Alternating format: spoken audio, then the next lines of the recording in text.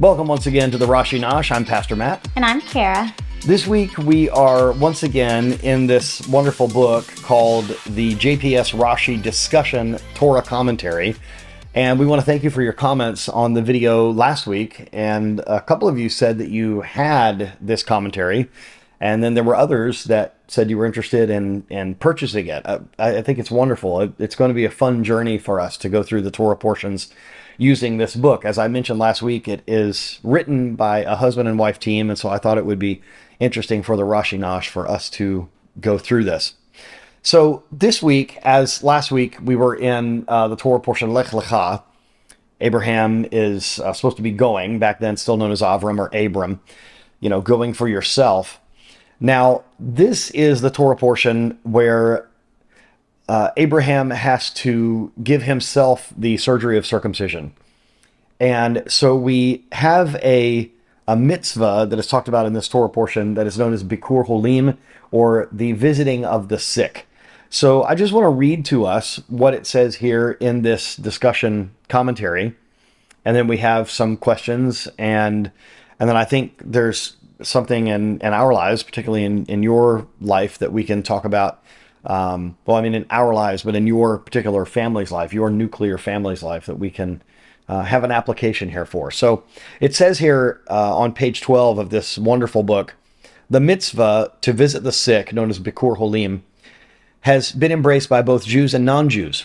Ronald McDonald House enables families to visit their sick children by providing low-cost accommodations adjacent to hospitals. Many Jewish communities have Bikur Holim organizations that facilitate volunteer visits to patients in local hospitals and even provide Jewish patients with wine for Kiddush, the prayer over the wine, and candles for the Sabbath. The opening verse of Parashat Vayeira, known as explained by Rashi, introduces the mitzvah of Bikur Holim by example, saying, "The Lord appeared to him, Abraham, by the terebinths of Mamre. He was seated at the entrance of his tent as the day grew hot." This is in Genesis 18:1. And clarifying why God appeared to Abraham at this time, Rashi states, "The Lord appeared to him to visit the sick." Said Rabbi Chama, the son of Hanina, "It was the third day from his circumcision, and the Holy One, blessed be he, came and inquired about his welfare." This is Rashi's comment on Genesis 18:1. Now, it is just known through Jewish history and Jewish tradition that the third day after circumcision is the most painful day. And this is borne out in the scripture. If you'll remember that the sister Dinah, when she is taken by the men of Shechem, that the brothers play like a trick. And they say, well, you can just marry our sister, but you have to be like us. You have to be circumcised. And on the third day after it, they go in and they just decimate these men that are in pain and can't defend themselves. So continuing on, the previous parasha, Lech Lecha, ends with Abraham's circumcision, and this parasha begins with God's appearing before Abraham. Rashi therefore informs us that God visited Abraham to ask about his well-being, in effect, to demonstrate to Abraham that God cared for him. From this perspective, practicing Bikur Holim can encompass many ways to help others heal. Visiting patients in hospitals or nursing homes, engaging with neighbors who are homebound or recovering after medical treatment, and reaching out to people who are lonely or going through difficult times.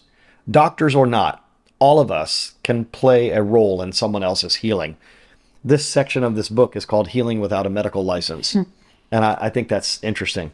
So there is this Jewish tradition that and I'll have to do some more research to remember why it is a 60th, but it is said that sleep is a 60th of death. And it is also said that when you visit someone, it's like you're contributing a 60th of their healing. So you're helping heal them just by visiting them. So Abraham has this visit from God who wants to inquire about him. And it says there in verse 1 of chapter 18, the day grew hot. Now, Rashi and other commentators actually also point out that it was unusually hot, that God caused the sun to be extra hot that day so that there wouldn't be a lot of travelers. Because Abraham, it is said, had a tent that was open on all four sides, and he loved to show hospitality. and he loved to invite guests in. So God made it extra hot so people wouldn't be on the road. So he could recover. So he could recover. Like that. It's kind of cool. And also there's the verse in Micah, which talks about the Son of Righteousness with healing in its wings or healing in its rays. And there's a double meaning to this, because when it talks about the Son of Righteousness, it's actually talking about the sun, like where we get our light and warmth. In a literal sense, that's what it's meaning. And that the sun has healing in it. And so the other reason that God allowed it to be extra hot that day, the sun to be more powerful, is that it was actually healing Abraham from his circumcision. Now, here's where we get into these questions. And did you have something you want to add? Well, I was just going to say, it might be related to the questions, but I was just going to say our church has a whole team dedicated to this exact purpose. We have our care team, and they organize and schedule continued meetings for people, anyone who is a shut-in or someone who has a long-term illness. Anytime there's somebody in a hospital or rehab facility, they make sure to schedule things to go visit, or anyone who's had a new baby, anything like that. They really do a good job of making sure to make those visits to those people when they feel someone is under the weather, in the hospital, sick, anything like that. So it's not just the Ronald McDonald houses and places in the world that also put an important make it important that they are able to visit people who are unwell. So essentially, I mean, if our care team was in a synagogue, it would be known as a Bikur Holim Society. Absolutely. And we looked up the earliest example that we have in history of a society like this, a care team, if you will, in a synagogue setting, is in the early Middle Ages. So Jewish people have been doing this forever. And I think churches have been doing this a long time too. And some of the biggest hospitals around were founded by churches. Yeah. There is a church or a hospital in our area, and I'm sure if you live in the United States, or maybe they're even around the world, I'm not sure, but at least in our area, we have a hospital that is called Advent. It's an Adventist, the Seventh-day Adventists, a group of Sabbath-observing Christians that have started this hospital. And so I think there's a long history of, because of visiting the sick in the Bible. We see this in the New Testament as well. Yeshua says, "I was sick and you visited me." So it's very important for us to do this, for us to make sure that people know that we care about them, and that we're looking after them. Mm-hmm. And based on question 1, it's asking, how do we feel like this practice affects the person receiving the visit? And I personally think that I think it just not only lets them know that people care about them and are thinking about them, but it just gives them a little bit of encouragement and a little bit of hope that, there's sometimes when you're overwhelmed with sickness or pain or anything like that, you can get a little focused on yourself a little bit and focused on, your actual pain, your actual situation. And sometimes when someone comes in to pray for you or to visit you, I feel like it kind of gets you out of that headspace a little bit and kind of helps you refocus and be like, okay, this is just a moment in my life. Look, all this other stuff out here still going on. I need to get back to that. Kind of encourages you to kind of change and shift your view a little bit while you're maybe a little bit upset or depressed or just hurting. Absolutely.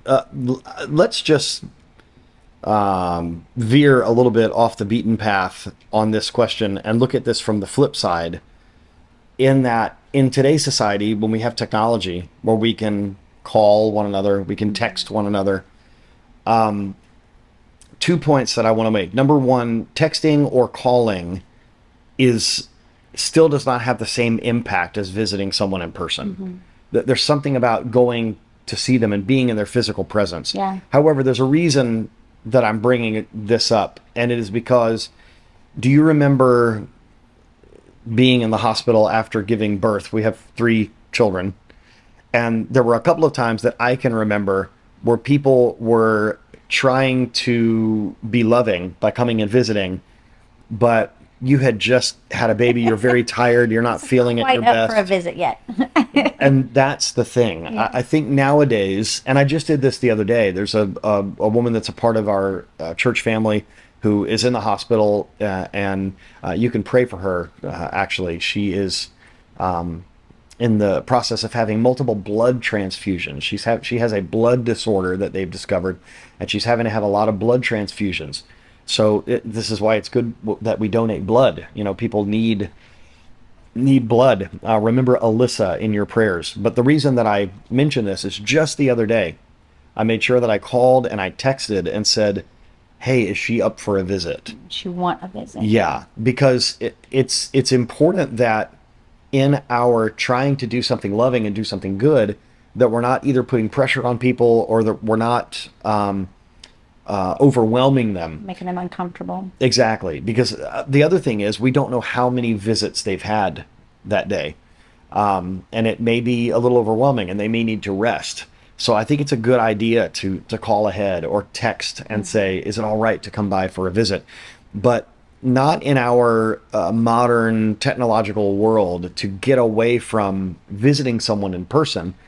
It's not a good excuse to not visit someone simply because you can text them. There's something about being in their physical presence. I agree. So, do you think that obviously it's self-evident, it's obvious the positive effect that it can have on the person that you're visiting, and this is where I wanted to bring in your family. So your dad has had a couple of strokes in the last few years, and has not been as mobile. And they have moved a couple of states away to be closer to other members of your family. And you're actually leaving today to go for a visit up there. And so it just goes right along with our Torah portion that you're going up there to visit. And one of the good things about you going to visit is that you get to see your dad in person, talking on the phone and texting and all that stuff. That's all well and good. But to take this 4-hour drive one way that you're doing, I've seen it when your dad sees his daughter that now lives in another state walk into the room. We've seen how his face lights up. And so we've seen the effect that it has on the person that you're visiting. We've seen the effect that it has on your dad. But how does it affect the person? Question number 2, from your experience, how can visiting the sick affect the person who is engaging in the Bikur Holim, in the visiting of the sick? How does it affect you?